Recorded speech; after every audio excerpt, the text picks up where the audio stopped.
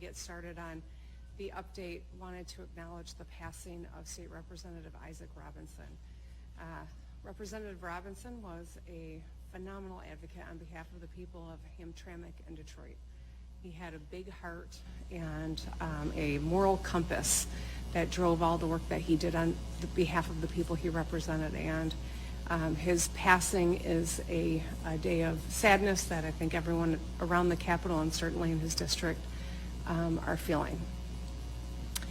Since the last press conference on Thursday, President Trump approved my request for a major disaster declaration.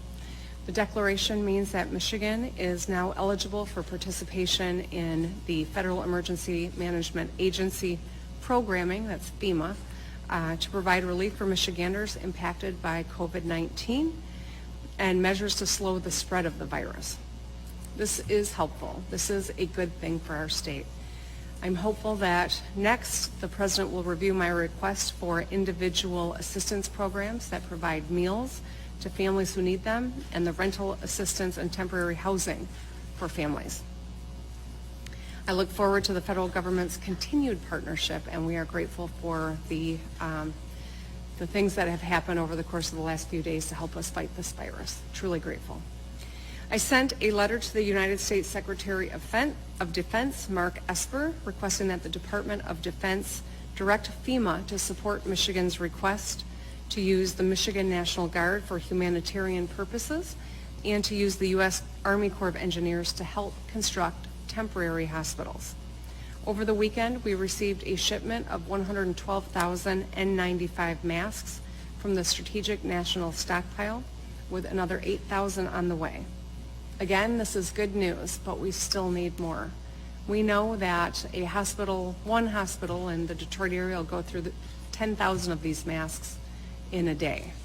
And so this is a helpful now in this moment, but we have a much greater need that we all need to be a part of making sure we meet. I want to acknowledge a few more businesses that have stepped up, and a number have, but Steelcase in particular, production of masks and face shields for our nurses and doctors. Dow and the dedicated employees that they have are manufacturing hand sanitizer. I signed a number of executive orders in the past couple of days, including orders that push all April 2020 state and city income tax filing deadlines to July of 2020. We've also expanded absentee voting in the May 5th elections. We've established a $2 million water restart grant program to restore service and access to clean water for Michiganders. We are protecting vulnerable populations in Michigan's county jails and local lockups in juvenile detention centers during the ongoing COVID-19 pandemic. And we've relaxed the scope of practice laws to give hospitals and other healthcare facilities the flexibility that they need to successfully deploy qualified physician assistants, nurses, and other healthcare providers to combat COVID-19. I signed 2 executive directives temporarily restricting discretionary spending by our state departments and agencies and temporarily suspending hiring, the creating of new positions, filling vacant positions, transfers, and promotions within the executive branch of state government. We are doing our part. I signed an agreement between Michigan and the U.S. Department of Labor to implement pandemic unemployment assistance and compensation programs to grant benefits to workers who do not already qualify for unemployment benefits. These workers include the self-employed, 1099 independent contractors, and low-wage workers who can no longer work because of this pandemic.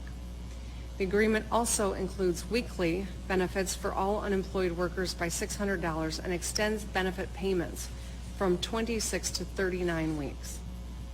And I accepted the recommendation of the U.S. Army Corps of Engineers, the Detroit District, for an alternative care facility conversion at the TCF Center in the city of Detroit. FEMA will fund the construction and supply the state, which will have, and this space will have 900 bed spaces approximately. So we have a few more updated numbers. As of 3 o'clock yesterday, we had 5,486 confirmed cases of COVID-19. 132 deaths. We know that this number is going to continue to go up. Despite our aggressive efforts, this is to be expected. We will not see the benefit of these aggressive efforts for a little while. And that's why it's so important everyone continues to do your part. But I think it's important to pause for a minute and remember that each of these 132 Michiganders who've lost their lives had stories and families and friends and loved ones, people that we need to think about the real loss as we are combating a pandemic that is hurting our state and our people. Can't lose sight of that. Over the weekend, MDHHS launched a new volunteer website, www.michigan.gov/fightcovid19, where trained medical professionals can register to serve their fellow Michiganders by assisting hospitals in fighting COVID-19. We expect a great need for additional medical support in the coming days, and so we ask, please sign up now. State residents can also use the site to find out how they can help in their local communities, how they can connect to give blood or donate money or needed medical supplies. We've seen an incredible amount of strength and courage of Michiganders during this hard time of uncertainty, whether it's from communities donating food, money, and resources to those that need it, or from businesses using their technology to manufacture personal protective equipment. To bend the curve and slow the spread of COVID-19 in our state, we must all work together as Michiganders. Whether you're a medical professional looking to volunteer or someone who can give blood or donate to your local food bank, everyone can help out. We will get through this together. And when you see those numbers rise, don't think that it doesn't mean your participation, your staying at home isn't having an impact, because it is and it will. Today I also signed 2 supplemental budgets that reprioritize funding to slow the spread of COVID-19. The supplemental was negotiated in good faith with my administration and the legislative leaders.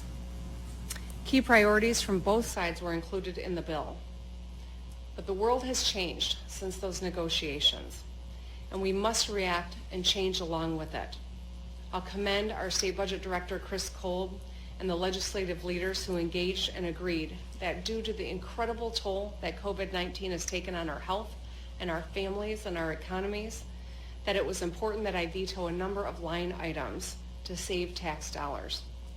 It's too early to determine the exact impact on state revenues, and knowing there is the potential for a significant loss in revenue, now is not the time to sign a bill for supplemental funding for anything other than dollars that can be utilized to help our COVID-19 response.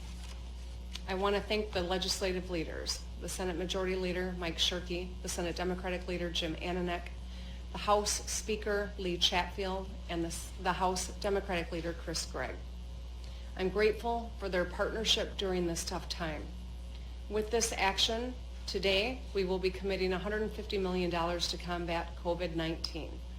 To date, the state has already expended more than $80 million to begin securing the more than 20 million masks, 2,000 ventilators, nearly 9 million ounces of hand sanitizer, more than 255,000 boxes of gloves, 2.4 million gowns, more than 2,000 beds, 210,000 testing kits, 3,000 thermometers, 185,000 face shields, 22,000 cartons of disinfecting wipes, as well as other needed supplies. We have contracted for these things, and it is our hope that they all will get to Michigan as our contracts reflect and require. Getting through this crisis requires all hands on deck. We're working together in an unprecedented way to fight this unprecedented enemy, COVID-19. I'm proud of the leadership of our team, and that is inclusive of everyone here at the Capitol. People across our state are stepping up and doing their part during this time of crisis. Amy, who is using her time to clean up local rivers and waterways, all while social distancing. Lisa, who is taking care of her 90-year-old mother and sewing masks for her neighbors who are healthcare workers.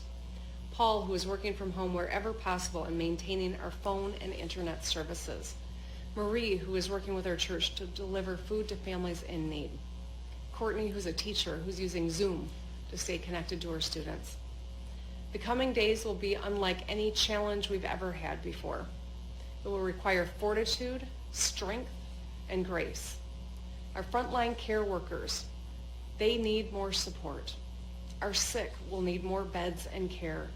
Our unemployed will need help. Our businesses will need information. But Michiganders are strong, smart, and determined people. We've always looked to one another. No matter who you are, where you come from, how you identify, no matter your age, your risk factors, your race or socioeconomic status, your health and safety matters. And I will keep fighting for you. We will get through this together, so long as everyone does their part. And with that, I'm going to turn it over to our Chief Medical Executive, Dr. Janae Khaldun. Thank you, Governor Whitmer. I was saddened to hear of the passing of Representative Isaac Robinson yesterday, and my deepest condolences go out to his family. As the governor mentioned, COVID-19 continues to spread rapidly in Michigan. As of yesterday, Michigan had 5,486 cases. We saw an increase of over 1,800 cases in just 2 days. We also know of 132 deaths. We are still in the early stages of spread in Michigan, and cases have not yet peaked. We, like other states in the country, are working hard to develop the best predictive models that will tell us how this disease will spread in our state. Current models suggest we are likely several weeks away from a peak in the number of cases here in Michigan. The goal of our response has been to slow the spread of the disease as much as possible, particularly so we protect our most vulnerable and so that we do not overwhelm our hospitals. Unfortunately, we know that several of our hospitals in the state, particularly in Southeast Michigan, are at capacity. Last week, we started implementing our hospital load balancing plan, and we are pleased that many hospital leaders have stepped up to be relief hospitals in support of our public health response. Based on the trajectory of the spread of this disease and the number of people that are requiring hospitalization, we need to utilize alternative, non-traditional sites of care. As the governor mentioned, we've already identified the TCF Center in Detroit as a site, and plans are already underway to implement the build-out at that facility to be able to take care of COVID-19 patients. We will need additional medical professionals, doctors, nurses, physician assistants, respiratory therapists, and others to respond to this crisis. Yesterday, Governor Whitmer also signed an executive order relaxing scope of practice laws in the state. This important order will allow qualified professionals to work in medical facilities to help take care of this increased patient load. This past weekend, we also announced a new volunteer website, www.michigan.gov/fightcovid19. We encourage medical professionals who are willing and able to sign up. We are truly going to need everyone to chip in and donate their skills and expertise to fight this pandemic. We also continue to rapidly expand our testing capacity in the state. We've completed at least 15,000 tests between our state lab, hospitals, and private laboratories. This broader testing will help us to get a better understanding of where the disease is in the state. While we are expanding our hospital capacity, getting more medical professionals to help, and expanding our testing, the most important thing we can all do right now is heed the governor's executive order to stay home and stay safe. No one is immune to this disease. People, young people in their 20s, in their 30s, in their 40s are getting sick. People are unexpectedly dying. Everyone needs to stay home unless they absolutely must leave their house for food, medicine, or to perform a critical function. Kids should not be outside playing with their neighbors. People should not be playing with each other in parks. People should not be leaving their homes to buy things that are not essential. This is not the time to have extended family gatherings. People must stay home. If we do the right thing and we do it now, we will be able to keep people from getting sick and save lives. With that, I'll turn it back over to Governor Whitmer. All right. Thanks, Dr. Khaldun. With that, I'm happy to open up for some questions from the press. Governor, we saw the president extended the national mandate. Are you going to extend Michigan's to match that? And so does that mean getting the school year? I think that the president's actions are warranted by the science, and I was pleased to see that. We are continually evaluating data and information as we know it. I would anticipate that we will have a need to have an expansion. I'm not prepared to announce one in this moment, but we are looking very seriously about what our plan is going to be to meet the educational needs of our students, and I would anticipate probably another press conference yet this week on that subject.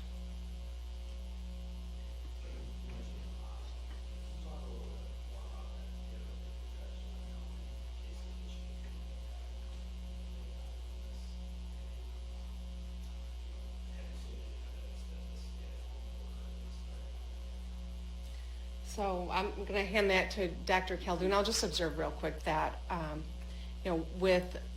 without real robust testing, it makes models very hard to have, evidence, to draw evidentiary conclusions. It's a challenge, but we're getting more information every day, and our testing, as Dr. Khaldun observed, is ramping up. New York, who's been ahead of us in terms of confronting COVID-19, has reported some successes with regard to where the numbers were headed and what they're seeing as a result of stricter guidelines and orders from the executive office in terms of social distancing. So that's positive, but that's anecdotal. It's not evidence-based. I guess I will make sure that Dr. Khaldun has an opportunity to answer as she's studying this in real time. All right, so thank you, Governor. So yes, we are looking at many models across from various experts in the state. And so right now, again, if anyone says there's one particular date where we know this is going to peak, or we know how many people are going to get it or going to die, it's just not true right now. So we think it's going to be several weeks. We know we're on the upslope right now of cases. We know our hospitals are going to need more beds. We're going to need thousands more ventilators. And a lot of people are going to get sick. So again, we're trying to expand our testing as much as possible and continue to improve our models. You mentioned that there's been a number of PPE and ventilators missing from the national stockpile. But do you have numbers on how much PPE and how many ventilators the state has and how much you'll need in the coming weeks and months? Mm-hmm. All right, so we have about 1,700 ventilators right now. We think we'll need many more than that. I mean, by thousands, right? So there's no question we're going to need an additional 5,000 to 10,000 ventilators and the supplies to intubate people, whether it's endotracheal tubes and other medical supplies. So again, we have one estimate that says that for every inpatient that has COVID-19, we'll need 10 N95 masks just that day for that one patient. So that gives you an example of how many N95 masks we'll need as this continues. Governor, some doctors are complaining that you're preventing them from prescribing drugs that are normally associated with malaria registration from them using it on coronavirus patients. Is that true, and if so, why? I think that people should familiarize themselves with the guidance from LARA, our Department on Licensing and Regulation. There have been some, I think, better information out there than what is being talked about in the public. We want to ensure that doctors have the ability to prescribe these medicines. We also want to make sure that people who have prescriptions that predated COVID-19 have access to the medication that they need. And so all of the work that we've done is trying to strike that balance so that people who have a requirement for those medications prior to COVID-19 are still able to get the access to the drugs that they need. But some doctors are using the phrase of putting lines of this by not allowing them to use it. I know Laura used the phrase inappropriate prescribing. Is there a specific example of what that is, and how do you respond to those doctors who say they use it? I think they should look at the most recent guidance from LARA and familiarize themselves with that. I would encourage them to do that. We obviously want to be nimble in this crisis, and I think we have a duty to make sure that we're making educated policies that reflect the needs of the people of our state. And so we are continually updating and adjusting as we need to. No one could predict that we would be in this position a week ago, and we can't predict precisely where we'll be in a week from now, but we know the trajectory that it's on, and we're working incredibly hard to flatten the curve. But each of these decisions has ramifications, and that's why we wanted to make sure that it was very clear what we were doing and why. So I've gotten a lot of positive feedback from people in the from the medical society to individual doctors with regard to our current policy on that front. They agree that you shouldn't use that kind of legislation? No, they agree that we've given the proper guidance so that educated decisions can be made that are supported by the science and also protective of patients who require those drugs and have required them pre-COVID-19.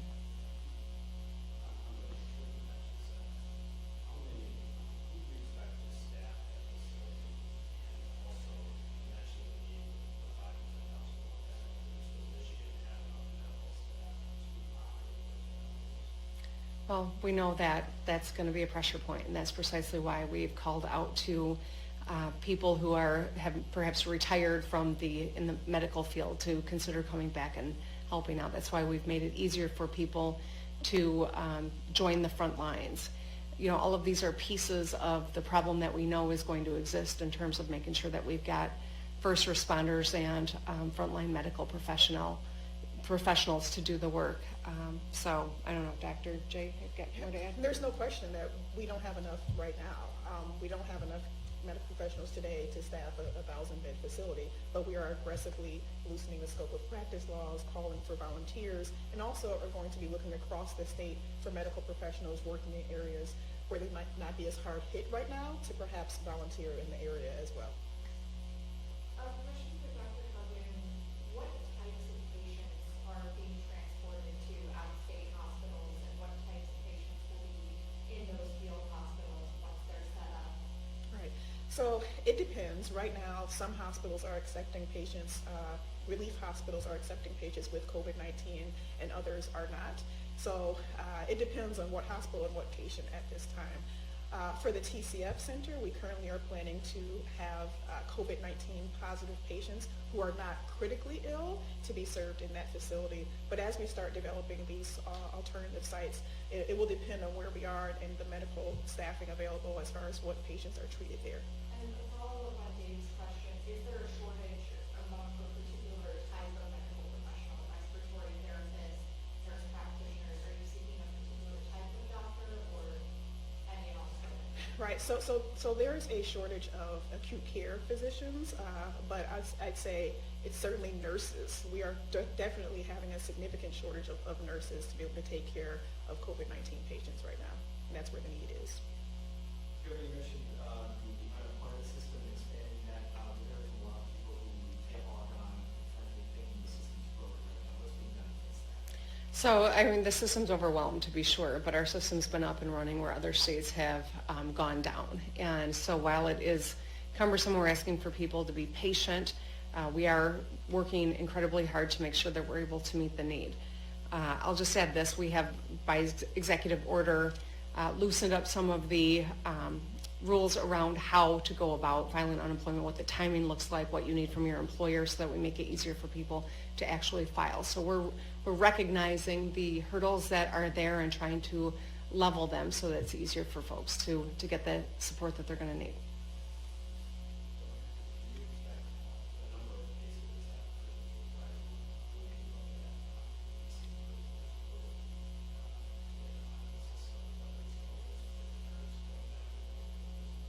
So we're working with Director Washington.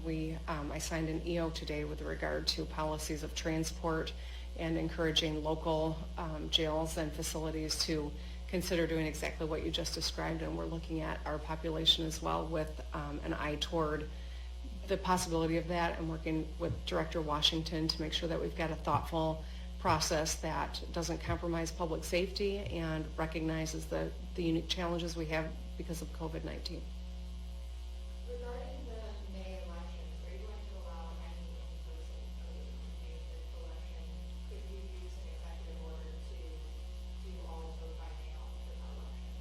What we're trying to do is to encourage voting by mail, voting from home. We know that the safest place for people to be right now is at home.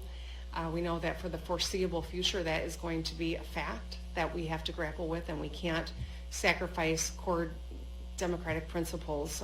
So we need to figure out how to make sure that people can exercise their right to vote and to do it in a safe manner. And so each decision that we've made has been motivated by those two goals, and I would anticipate that where there are additional improvements to be made, we'll make them.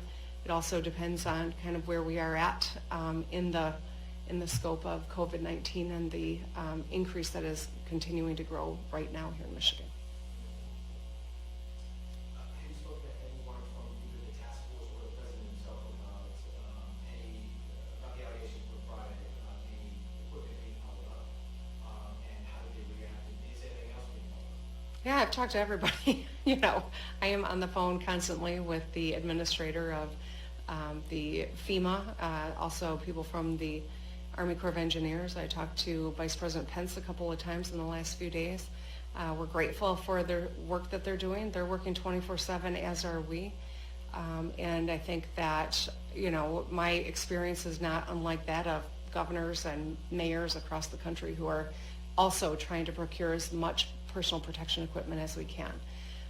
And so, we're hopeful that all of these contracts that I cited with all these expected PPE to come into Michigan come to fruition. But our experience has been that with other contracts we've entered into have been delayed or have been diverted to the federal government, as has been the case in Massachusetts and Illinois and Kentucky. You've heard all their governors say the same thing that I have. So we're just going to continue to scrap as much as we can. We're going to try to bid. We're going to try to mobilize Michiganders who might have N95 masks in warehouses to donate them. We need all the help we can get from the federal government, from the work that we're doing to procure on our own, to Michiganders who are stepping up and helping out. We all have to be a part of this.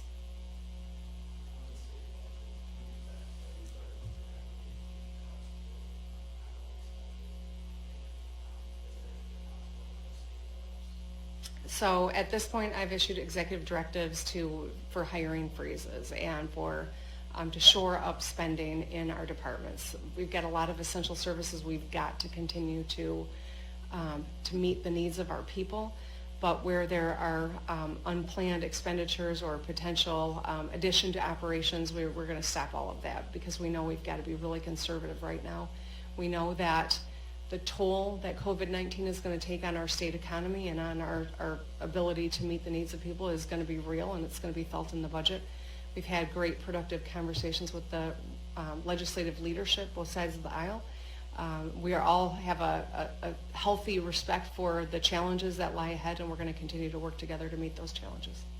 The Michigan Infrastructure and Transportation Association would like to see you take non-emergency road work non-essential. Do you have any plans to do that? We're having that conversation right now internally. I've not made a decision yet. I do know this. The fewer people that are out and about, the better, as we see our COVID-19 challenge continuing to climb every single day. That is always kind of the core of how I'm looking at all of these issues, and always driven by the best medical advice. But I have not made a decision. I'm not going to announce one right now. All right, thanks. 怎么又晚了？这诊所太远了，这里多开几间就好了。政府里需要有我们的人，需求才会被听到。哎，你这……哎，你们两个都对，可光说有什么用呢？填好2020年的人口普查，就可以协助公共资金的分配，比如地方医疗、更多的政府席位。想要给自己发声啊，赶紧上网填，打电话也行。请上2020census.gov 完成普查。